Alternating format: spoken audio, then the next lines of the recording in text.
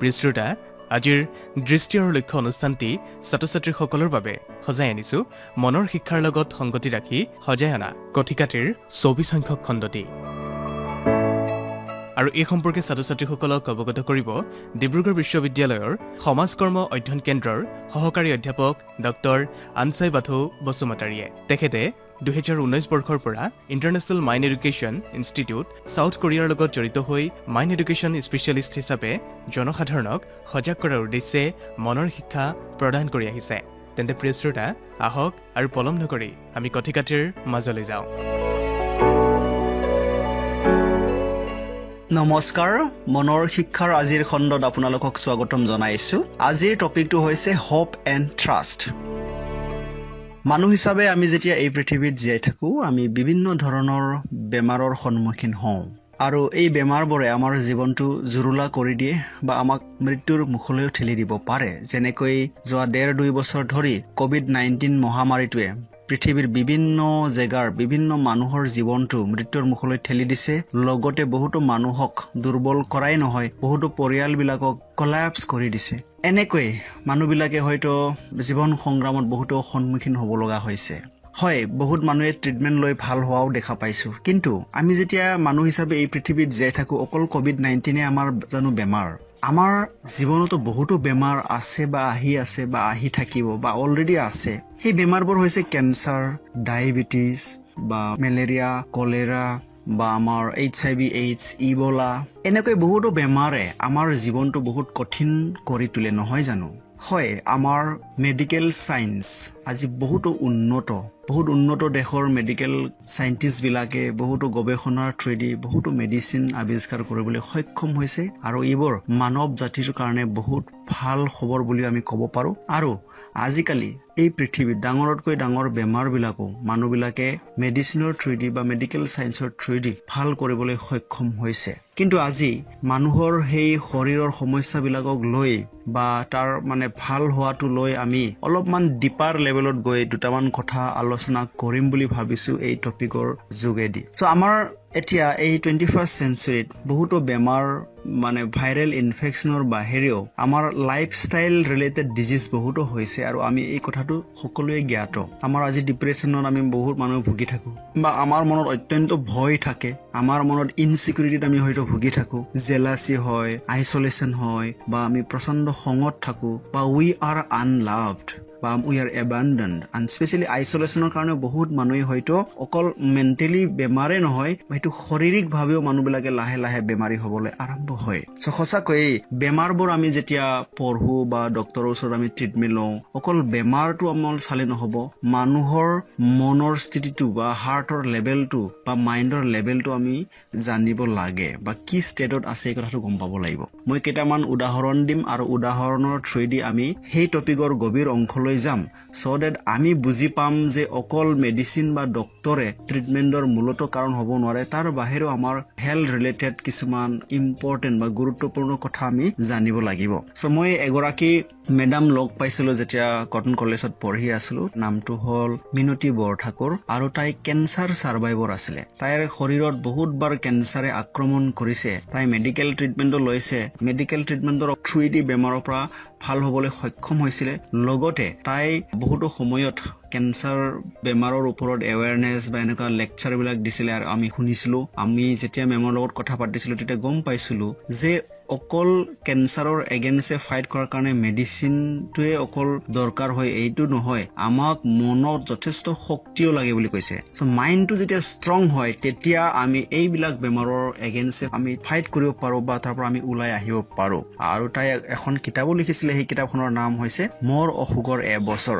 সেই উদাহৰণটো মই কিয় দিছোঁ, কাৰণ তাই নিজে কৈছে যে মনৰ শক্তিটো আটাইতকৈ গুৰুত্বপূৰ্ণ হয় বুলি কৈছে বেমাৰৰ পৰা ওলাই আহিবৰ কাৰণে। চ' য়েছ, আমাৰ জীৱনত বা আমি যেতিয়া বেমাৰত ভুগি থাকোঁ, আমাৰ জীৱনত আশা আৰু বিশ্বাস, হোপ আৰু ট্ৰাষ্ট, সেই দুটা বস্তুটো বহুত দৰকাৰ হয়। আমি সকলোৱে জানিব লাগিব যে আমাৰ শৰীৰত বহুতো এণ্টিবডি আছে বা আমাৰ কিছুমান চেলছ আছে। সেই চেলছবোৰ কোৱা হৈছে NK cells, natural killer cells. আৰু সেই নেচাৰেল কিলাৰ চেলছবিলাকে আমাৰ শৰীৰৰ টিউমাৰ চেলছবিলাককো মাৰি পেলাব পাৰে চ' আমাৰ শৰীৰতে অলৰেডি সেইবিলাক মেকানিজমটো আছে। কিন্তু আমি যেতিয়া পজিটিভ থট বা আমাৰ মনত যেতিয়া ৱৰ্ডছ পাৱাৰফুল ৱৰ্ডছবিলাক ভৰাই দিব পাৰোঁ তেতিয়া আমাৰ মনত থকা ভয়বিলাক একচুৱেলি নাইকিয়া হৈ যায় চ' মানুহ এজনে কিয় বহুত বেছি বেমাৰী হয় যেতিয়া ভয় সোমাই থাকে বা যেতিয়া ডিপ্ৰেশ্যনত থাকে তেতিয়া মানুহবিলাকৰ বা কিছুমান মানুহবিলাকৰ চিন্তাবিলাকে মানুহক একচুৱেলি বেছি বেমাৰী কৰে যেতিয়া আমি এই চিন্তা ভয়বিলাক আমি যেতিয়া মাৰি দিব পাৰোঁ তেতিয়া আমাৰ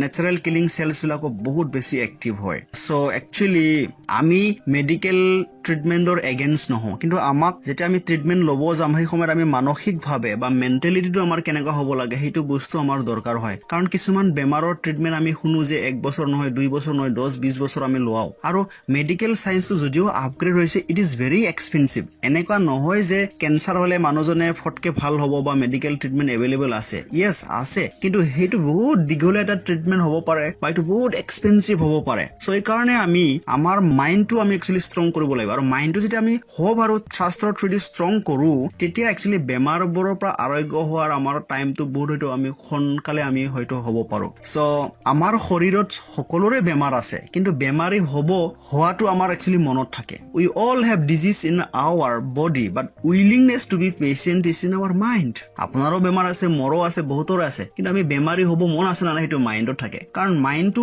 কেনেকুৱা ধৰণৰ খাদ্য খাইছে মাইণ্ডটো কি ধৰণৰ বস্তু একচেপ্ট কৰিছে বা কি থট আমি গ্ৰহণ কৰি আছো সেইটো ডিটাৰমাইন কৰিব আমাৰ বেমাৰটো কিমান সোনকালে আৰোগ্য হ'ব আমি যদি ভাবো আমি ভাল নহওঁ তেতিয়াহ'লে আমাৰ মাইণ্ডটো এনেকুৱা লেভেলতে থাকিব আমাৰ হয়তো নেচাৰেল কিলিং চেলছবিলাকো বেছি এনাৰ্জি আমাক হয়তো নিদিবও পাৰে চ' আৰু আমি আনটো উদাহৰণত যাম টপিকৰ গভীৰ অংশত যোৱাৰ কাৰণে এইটো হৈছে the power of the placebo effect সকলোৱে শুনিছে চাগে প্লেচিব কি হয় placebo is treating yourself with your mind is possible but there is more to be placebo effect than positive thinking your mind can be a powerful healing tool when gives the chance the idea that your brain can convince your body effect treatment is the real thing the so-called placebo effect and does stimulate healing has been around and millennia now science has found that under the right circumstances a placebo can be just as effective as traditional treatments the placebo effect is more than positive thinking believing a treatment is producer will work it's about creating a stronger connection between the brain and the body and how they work together so placebo is the scientific name for faith আমি সকলোৱে জানো সৰুতে যেতিয়া আমাৰ আঙুলিত কিবা এটা দুখ পালে মায়ে মৰমতে আহি এটা কিছ বা চুমা এটা দি দিয়ে তেতিয়া আমি একচুৱেলি বিশ্বাস কৰিলো মাৰ চুমাটো দ্বাৰা মোৰ কিবাটো ভাল হ'ল বুলি আৰু আমি অলপ সময় পিছতে আমি ভাল পাওঁ এইটোতো মেডিচিন নহয় কিন্তু আমি কিয় ইমান আৰাম পাবলৈ সক্ষম হৈছো তাৰমানে আমি মনত অলৰেডি ভাবি লৈছো বা আমি মনত এটা হিলিংটো পাইছো একচুৱেলি চ' প্লেচিব ইফেক্টটো বহুত ইম্পৰ্টেণ্ট হয় মেডিকেল চায়েন্সত সেইকাৰণে এইটো কোৱা হয় the placebo effect is the single greatest indicator that your capacity to heal starts in your মাইণ্ডতে একচুৱেলি বেমাৰবোৰ আৰোগ্য হ'বলৈ আৰম্ভ কৰে প্ৰথমে হাৰ্ট বা মাইণ্ডত সি ভাল হ'ব লাগিব তেতিয়া সি লাহে লাহে শৰীৰতো ভাল হ'বলৈ আৰম্ভ কৰে সেইকাৰণে if the brain expects that a treatment will work it sends healing chemicals into blood streams which facilitates that is why the placebo effect is so powerful for every type of healing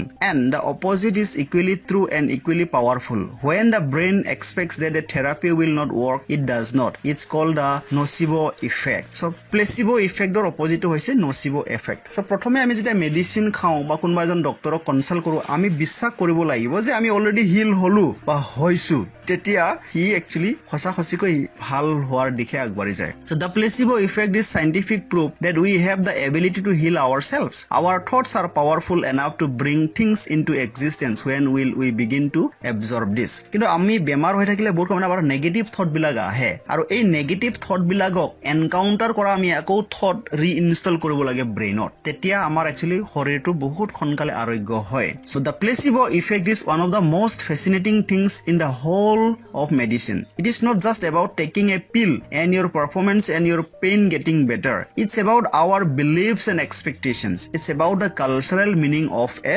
treatment so আমি placebo ইফেক্টৰ বিষয়ে গম পালো এতিয়া আমি আনটো উদাহৰণত যাম সেই উদাহৰণটো হৈছে doctor Ben Carson. He is a neurosurgeon from USA, and he was one of the youngest director of one department called pediatric neurosurgery in Johns Hopkins University. So they actually বহুত conjoined twins বিলাকক operation কৰি like নতুন জীৱন দিবলৈ সক্ষম হৈছিলে আৰু basically he instilled hope and trust in the heart of the patients.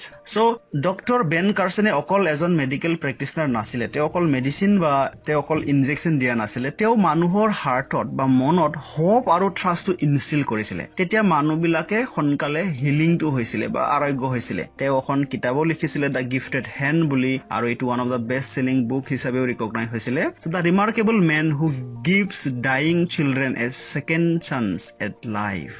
আৰু বহুত সময়ত তেওঁ একচুয়ালি নতুন হোপ মানুহবিলাকক দিবলৈ সক্ষম হৈছিলে। তেওঁ কিয় নতুন হোপ বা ট্ৰাষ্ট দিব পাৰিছিলে? Because hope and trust was inside his heart, and the hope and trust from his heart was flowing to his patients actually, বা clients তাতে, and that's how he became one of the greatest doctors in USA. He also got presidential medal award.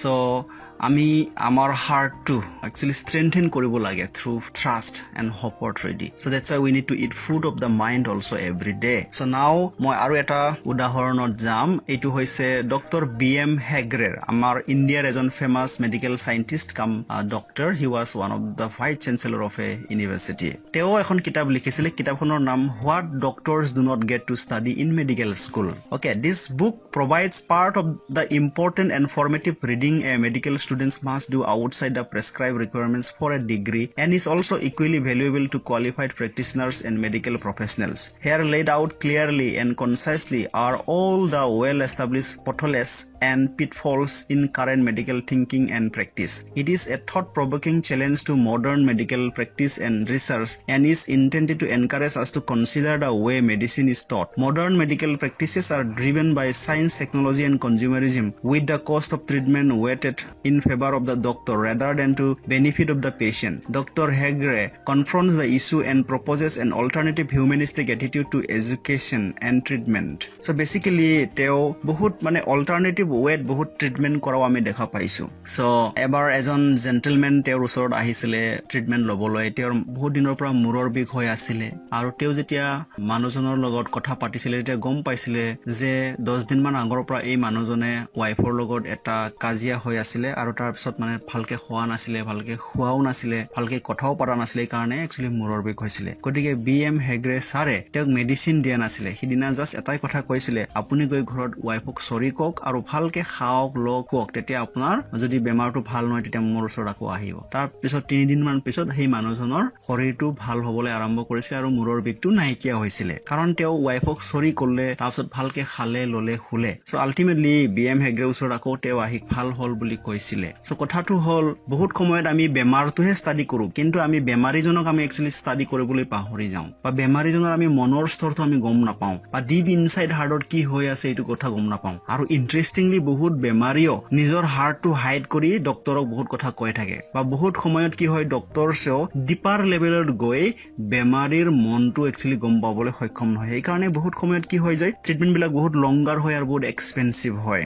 So এনেকৈ বহুত বেমাৰী আছে যিবিলাক বেমাৰী হয়তো 38 বছৰৰ পেৰালাইজ হৈ থকাও মানুহ আছে। সেইবিলাকো বিশ্বাস আৰু হোপ বা ট্ৰাষ্ট আৰু হোপৰ থ্ৰুদিও মানে ভাল হোৱা আমি বহুতো কিতাপত পঢ়িবলৈ পাইছো। সো ডেফিনেটলি বহুতো উদাহৰণ আছে।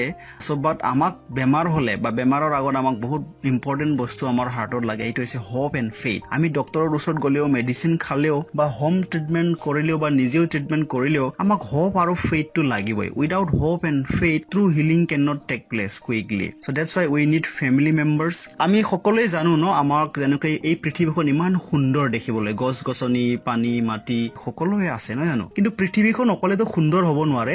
সেই সূৰ্যৰ পোহৰটো আহি, বা সূৰ্যৰ কাৰণে পৃথিৱীখন ইমান সুন্দৰ হৈছে, সূৰ্যৰ পোহৰটো আহি চবকে এনাৰ্জাইজ কৰাৰ নিচিনাকে হোপ আৰু ট্ৰাষ্টটো এক্সেক্টলি এনেকুৱাই হয়। আমাৰ শৰীৰটো, আমাৰ মনটো সুন্দৰ কৰাৰ কাৰণে আমাক হোপ আৰু ট্ৰাষ্ট লাগিবই। আৰু হোপ আৰু ট্ৰাষ্টটো কেনেকুৱা আহিব? আমাৰ যিবিলাক মানুহৰ অলৰেডি হোপ এণ্ড ট্ৰাষ্ট আছে, তেওঁবিলাকৰ লগত আমি যেতিয়া কনভাৰচেশ্যন কৰো তেতিয়া তেতিয়া তেওঁলোকৰ হাৰ্টটো যেতিয়া আমাৰ তাতে ফ্ল' হয় তেতিয়া আমি হোপ আৰু ট্ৰাষ্টটো পাব পাৰোঁ because heart flows like a river so' that's we need connection is very important so' international mind এডুকেশ্যনৰ থ্ৰুৱেদি আমি বহুতো বেমাৰত ভুগি থকা মানুহবিলাকৰ লগত আমি কনভাৰচেশ্যন কৰোঁ আমি তেওঁলোকক নতুন হোপ আৰু ট্ৰাষ্ট ইনষ্টল কৰোঁ হাৰ্টত দেন অফক'ৰ্ছ আমি এনেকুৱা নহয় বা এণ্টি ট্ৰিটমেণ্ট আমি নহওঁ we also' encourage them to take treatment but we must receive healing in our heart first. So, প্ৰিয় শ্ৰোতাসকল আজিলৈ সময় হৈ আহিল মনৰ শিক্ষাৰ আজিৰ খণ্ডটো ইমানতে সামৰণি মাৰিছোঁ ধন্যবাদ